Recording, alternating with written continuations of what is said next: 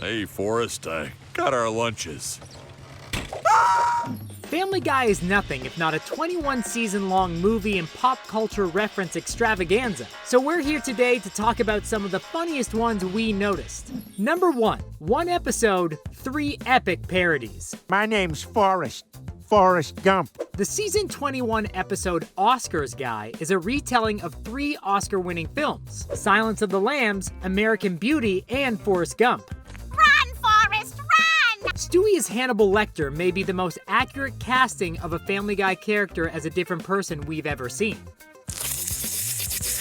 Number 2. An animated show doing some animated parody couldn't be more perfect for our channel. In Passenger Fatty 7, the Griffin family is reimagined as characters from Inside Out. Okay, not what I had in mind. With Chris as joy, Meg as sadness, Stewie as anger, and Peter as, well, you can tell by his color and he says it. I'm poop. Number 3. Another Oscar-winning film makes its way into Family Guy's spoof bank. Spoofing Green Book, Jerome imagines himself as Muddy Waters, who sells his soul to the devil in order to better his musical ability. With this purchase of a soul, I will also give a soul to a child in need. His music career ends up in ruins when his new Italian-American friend steals his songs, revealing himself to be Elvis Presley, and gets famous without giving him credit, leaving Muddy stuck in obscurity. It's not exactly the Green Book we remember watching, This can't be right. but we know exactly where Family Guy is taking this idea from.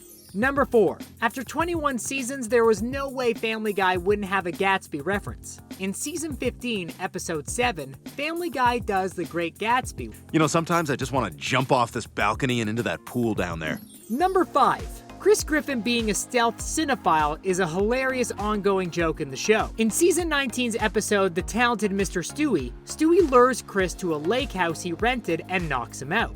He fights Chris in the rowboat while discussing The Talented Mr. Ripley, and that it is not an Alfred Hitchcock film. How can you say this isn't like Hitchcock? It's not a Hitchcock film. It's not?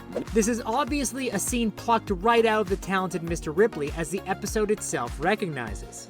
Number 6. It's not the most famous film of all time, and quite the adventure to find nowadays. In Season 18, Episode 1, Peter's job announces that due to cutbacks, they need to let one male employee go. When the final choice comes down to Peter and another employee, Peter blacks out from the stress. After he awakens in the hospital, Dr. Hartman connects him with a yacht rock music collection to help him relax. Now, if you'll excuse me, I have more music to prescribe to sick patients. The entire episode is a parody of the film The Poseidon Adventure, which flew over most people's heads, but if you're over 50, probably got it right away.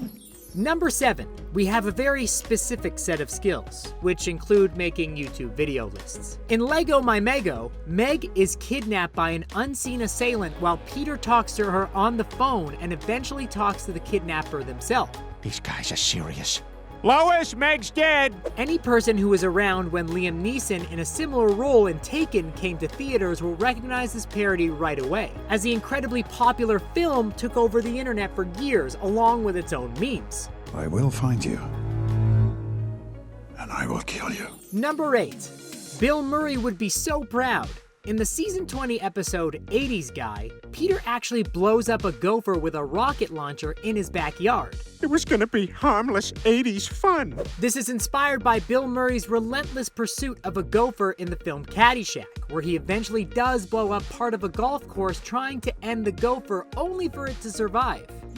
Number 9. Of course, we had to mention one of Family Guy's most famous and celebrated parodies ever. In Road to the Multiverse, Stewie and Brian come upon multiple animated universes, including a Disney animated one, where we get to see all these characters Disneyfied. Brian, we could spend the rest of our lives here. It's perfect. Sounds good to me. Number 10. Why Family Guy doesn't do a Blue Harvest-like parody of Lord of the Rings, we'll never know. But in the meantime, we'll have to settle for this lighting of the beacon scene, which is replayed to celebrate Brian dating Cheryl Tiegs in Tiegs for Two. The ongoing feud between Brian and Quagmire reaches a boiling point when the vengeful dog steals the woman Quagmire has been captivated by his whole life. Their fierce confrontation only results in an awestruck Peter deciding the joyous news needs to be spread across the land. Light the beacons! As the fires light up across the mountain peaks, they eventually reach a suitably brooding Aragorn, who says, Cheryl Tiegs, nice. Number 11. If you're a big enough film, then Family Guy has parodied you, without a doubt. In Peter's Got Woods, Peter gets James Woods sent away to be examined by top men, a la Raiders of the Lost Ark. We can't wait to see what they find out when they examine the Hollywood heavyweight. Number 12. The Rocky films didn't create the musical montage, but they certainly perfected it. In Brian Goes Back to College, we join Brian and Stewie in the snowy Russian tundra, chopping logs, hauling huge bags of rocks, and scrabbling up hillsides. Sweat pours and muscles gleam as Brian gets in shape for the final exam, which Stewie reminds him starts in 3 hours' time. This is obviously an ode to what Rocky did in Rocky IV, except Brian working out doesn't help him at all. Well, how'd you do? I failed. Number 13. Movies based on books count as reading a book when you watch them, right? In the season 15 episode, Three Kings, when Lois complains he watches too much TV, Peter visits the library and picks up 3 books by the greatest author of the last 1,000 years, leading to the Family Guyization of the films Stand By Me, Misery, and The Shawshank Redemption. Thank you, Stephen King. We'll see you in court. Number 14. Another movie reference for classic film lovers. Season 9's first episode, And Then There Were Fewer, is just a big And Then There Were None parody, along with some references to the more recent Clue film as well. Number 15. Christian Bale's outburst was so big, it had to be parodied twice. We're gonna call this a Terminator Salvation movie reference in order to include this one on the list, because it's just too good. As Family Guy calls out Bale's on-set blow-up not once, but twice. I don't get why we need another Terminator. I don't get it. Oh, good for you. Number 16. Family Guy goes for accuracy in the parodies, no matter how depraved they may be. Peter does his best Ralph Fiennes from Schindler's List impression in the episode Family Guy, with a sniper rifle complete with shirtless scene. What the hell? Number 17. Slackers Unite! Tomorrow. In Stu and Stewie's Excellent Adventure, Stewie recreates this iconic scene from Ferris Bueller's Day Off, where he races to get to the pool on time just like Bueller raced to get home, calling out the weirdly long time he hung in the air. Probably shouldn't have nuked that landing. Number 18. We're not huge fans of printers either. In the episode I Dream of Jesus, Brian and Stewie do to Peter's CD what the workers from Office Space did to their printer. Both the CD and the printer deserved it for sure. Number 19. Even we didn't know this one until we looked it up. In 420, Brian successfully campaigned to have weed legalized in Quahog, thanks mainly to a show-stopping tap-dancing musical number set to the tune Me Ol' Bamboo from Chitty Chitty Bang Bang. Number 20. This next reference is for you pervert fans out there.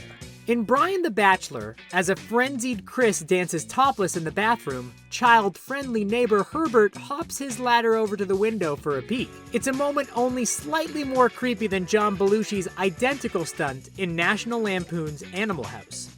Those were our favorite movie references in Family Guy. Any you love that we didn't mention? Let us know in the comments below. If you enjoyed, like and subscribe for more animated content. And thanks for watching The Things Animated.